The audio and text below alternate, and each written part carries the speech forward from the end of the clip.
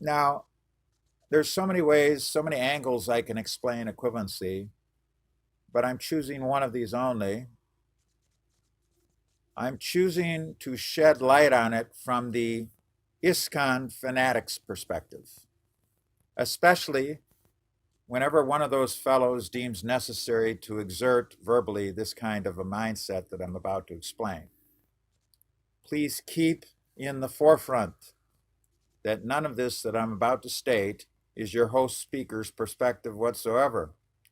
It never has been, and it never will be. But I was aware of this mentality quite early on, so now I'm going to verbalize a kind of copy of it. The fanatical ISKCON perspective can be concisely summarized, and I'm going to do it in a first-person way. It can be summarized as follows, quote, Prabhupada was non-different from Kṛṣṇa, and Prabhupada's ISKCON movement was non-different from him. It still is non-different from him. If you are criticizing his movement, this is enviousness of him, and he is screaming at you for such criticism. Prabhupada's GBC is also non-different from him, which means that it is non-different from Kṛṣṇa. You can be forgiven for some mild, constructive criticism of its decisions by consulting senior devotees in ISKCON and the proper channels, but you can never make any other kinds of criticisms of it. If you engage in destructive criticism of ISKCON or the GBC, that is your enviousness and hatred of Kṛṣṇa manifesting against his movement, ISKCON, which is destined to fulfill Lord Chaitanya's prediction that Krishna consciousness will soon spread to every town and village of the world, unquote, from the Fanatic. Obviously, your host speaker could go into even more detail as to how the Fanatic thinks and feels. I'm quite well aware of it. The mentality that they all share in various iterations has been summarized by me here. There's really no need to go into more detail. The above-mentioned summary of fanatical thinking by the true believers of so-called ISKCON suffices. Tattvamasi. Equivalency has just been presented precisely, concisely, and adequately. And it's a flawed conception. The fanatic has that flawed conception. It is a version of a projected destiny via a warped variety of so-called Krishna consciousness.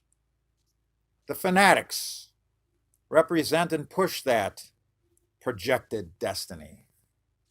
But it is only actually dangerous at this stage in history if you are psychophysically still entangled in its wheelhouse. Why? Because if you are still connected to it, that institutional delusion creates cognitive dissonance once you begin to realize just how deep are the flaws embedded in it. You become conflicted.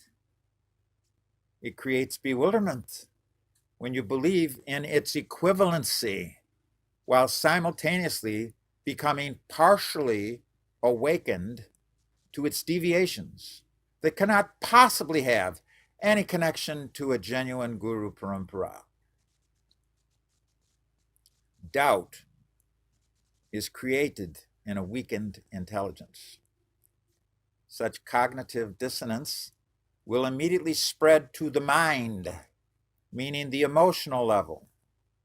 After all, either bona fide or bogus, any manifestation of Krishna consciousness or so-called Krishna consciousness will have the emotional element of the mind as a major part of the package. It is called Bhakti Yoga for a reason.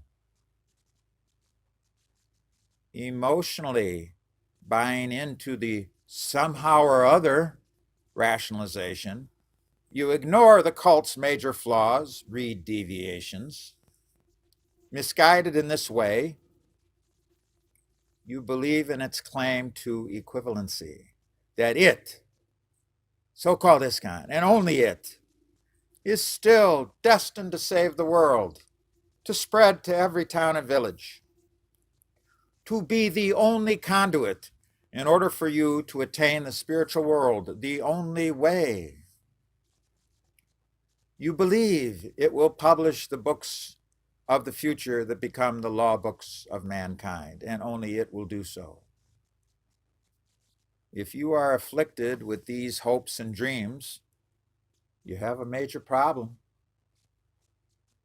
You are believing in a fairy tale. You are dealing with contradictions, but you feel guilt about doubting so-called ISKCON. And most likely you'll also feel some fear. And you will want to get free from all of that guilt and fear. And such cognitive dissonance will lead you to stop confronting even the surface issues, what to speak of the root issues. And you'll choose to go all in with so-called ISKCON. Shove all your chips into the center of the table, believing it to be the way, the truth, and the light, and that no one comes to Prabhupada or can even be linked to Prabhupada except through so-called ISKCON. This is what such a false belief, and please note, it is very false. This is what such a false belief the mentally challenged and cognitively dissonant devotees experience. It is a belief that so-called ISKCON and the vitiated GBC, parenthetically, quote, Prabhupada's GBC, as one of the first echelon men recently commented, the belief that the GBC is just like the Ganges, pure no matter what, floats on top.